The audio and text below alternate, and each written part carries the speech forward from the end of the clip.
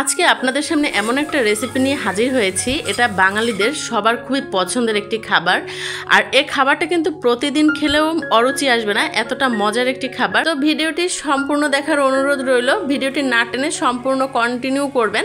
আর ভিডিওটি দেখে যদি ভালো লেগে থাকে অবশ্যই আমার চ্যানেলটি সাবস্ক্রাইব করে লাইক কমেন্টস দিবেন। তো চলুন ভিডিওটি শুরু করা যাক। এখানে হচ্ছে সরিষার তেল নিয়ে নিয়েছি আমি পরিমাণ মতো, 1.5 কেজি পরিমাণে গরুর মাংস নিয়ে নিয়েছি, হাড় চর্বি সহ ধুয়ে ভালো করে পানিটা ঝরিয়ে তারপরে হচ্ছে আমি এই তেলের মধ্যে দিয়ে দিলাম 1 কাপ পরিমাণে পেঁয়াজ দিয়ে দিয়েছি। আর এটা কিন্তু একবার পারফেক্ট একটা রেসিপি, আপনারা অবশ্যই শেষ পর্যন্ত দেখবেন, দেখলে আপনাদের কাছে অবশ্যই খুবই ভালো লাগবে আর খুবই মজার একটি রেসিপি। বাঙালিদের মধ্যে এমন খুবই কম মানুষ আছে যারা হচ্ছে কালো ভুনা পছন্দ করে না। কালো ভুনা এমন একটা রেসিপি যেটা খেলে অরুচি আসে না কখনো। আর এখানে হচ্ছে আমি 2টো গোটা রসুন, সেটা হচ্ছে কোয়াগুলো ছাড়িয়ে খোসা সহই দিয়ে দিয়েছি। আর এখানে হচ্ছে গরম মশলা, সেটা ভালো করে ভেজে এই যে গুঁড়ো করে দিয়ে দিলাম। এখানে হচ্ছে আছে এলাচ, দারুচিনি, শাহি জিরা, গোটা জিরা নর্মাল যেটা সেটা, জয়ফল, জয়ত্রী, লবঙ্গ, তারপরে বুঝতেই পারছেন যেগুলো গরম মশলা আমরা ইউজ করি সেগুলো। আর এখানে দিয়ে দিলাম হচ্ছে 2 টেবিল চামচ টমেটো পেস্ট। এখানে আপনারা টমেটো সস ইউজ করতে পারেন।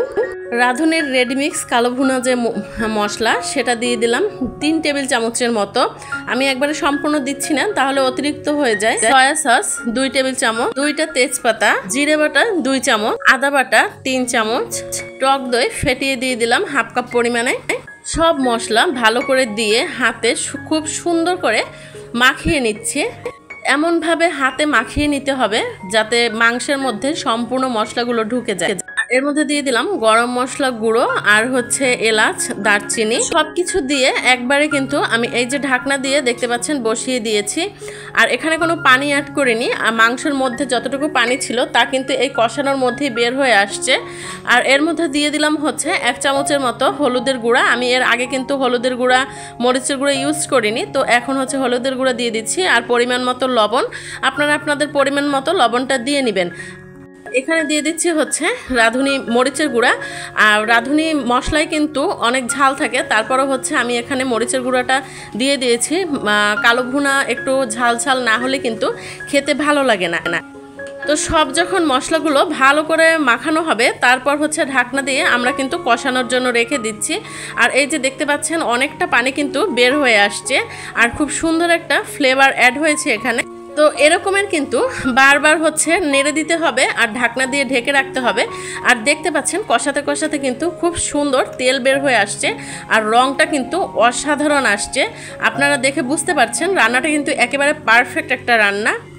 আর এই মুহূর্তে আমি বলে রাখছি, আমার ভিডিওটি যদি দেখে আপনাদের ভালো লেগে থাকে অবশ্যই আমার চ্যানেলটি সাবস্ক্রাইব করে পাশে থাকবেন। আর বেশি ভালো লেগে থাকলে শেয়ার করে আপনি আপনার টাইমলাইনে রেখে দিতে পারেন। তো এই যে দেখতে পাচ্ছেন আমি কিন্তু আবার ঢাকনা দিয়ে বেশ কিছুক্ষণ রেখে দিয়েছিলাম আর একবারে এই যে আবার তেল বের হয়ে আসছে। তো কালো ভুনাটা কিন্তু একটু বেশি সময় নিয়ে রান্না করতে হয়, প্রায় 2-2.5 ঘন্টার মতো আমার লেগেছে। এরকমের আস্তে আস্তে একটু মিডিয়াম আঁচে রেখে বারবার নেড়ে চেড়ে আবার ঢাকনা দিয়ে ঢেকে রাখতে হয়, তাহলে আস্তে আস্তে খুব সুন্দর একটা কালার আসে আর একবারে মানে সিদ্ধ হয়ে নরম হয়ে যায়। তো নাড়তে নাড়তে কিন্তু এই যে দেখতে পাচ্ছেন রংটা কিন্তু হালকা চেঞ্জ হয়ে আসছে আর যে তেল বের হয়ে আসছিল সেটাও কিন্তু মাংসের মধ্যে শুষে নিয়েছে।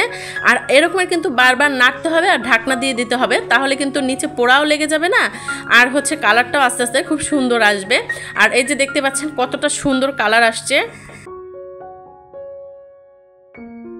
দেখে বুঝতে পারছেন আমার কিন্তু কালো ভুনা এখানে রান্না কমপ্লিট হয়ে গেছে। আর এখন হচ্ছে কালো ভুনার যে স্পেশালিটি, যেটার জন্য হচ্ছে এটা এতটা ভালো লাগে খেতে, আর এটা হচ্ছে লাস্ট প্রসেসিং। এটা ছাড়া কিন্তু কালো ভুনা একবারেই অসম্ভব, অসম্পূর্ণ। তো এখানে আমি 1/2 কাপ পরিমাণে সরিষার তেল দিয়ে দিয়েছি, তার মধ্যে দিয়ে দিলাম 3টা গোটা শুকনো মরিচ আর হচ্ছে গোটা জিরা, নর্মাল যে জিরা সেটা দিয়ে দিলাম, আর শাহি জিরে দিয়ে দিলাম 1 চিমটির মতো। দিয়ে এটার মধ্যে হচ্ছে আমি রসুন দিয়ে দিলাম, বেশ কিছু পরিমাণে পেঁয়াজ কুচি দিয়ে দিয়েছি আর রসুন কুচি দিয়ে পেঁয়াজ রসুনগুলো খুব সুন্দর করে এরকমের লালচে করে ভেজে নিতে হবে ফোড়নের জন্য। ফোড়নটা যত সুন্দর হবে কালো ভুনার কিন্তু স্বাদ ততটাই বেড়ে যাবে, দ্বিগুণ হয়ে যাবে। আর এই যে এখন এই ফোড়নটা আমি এই যে কালো ভুনার মধ্যে দিয়ে দিয়েছি। এখন হচ্ছে এই ফোড়নটা দেওয়ার পরে 5 মিনিটের মতো একটু নেড়ে চেড়ে সুন্দর করে ঢাকনা দিয়ে মানে ঢেকে রাখতে হবে যাতে মাংসের মধ্যে হচ্ছে এই ফ্লেভারটা অ্যাড হয়ে যায়। এই তো আমার রান্না কিন্তু কমপ্লিট। এই কালো ভুনা হচ্ছে পোলাও হোক, রুটি হোক, নান রুটি হোক, পরোটা, সব কিছুর সাথে ভালো লাগে। তো আমার ভিডিওটি ভালো লাগলে অবশ্যই আমার চ্যানেলটি সাবস্ক্রাইব করে পাশেই থাকবেন। আল্লাহ হাফেজ।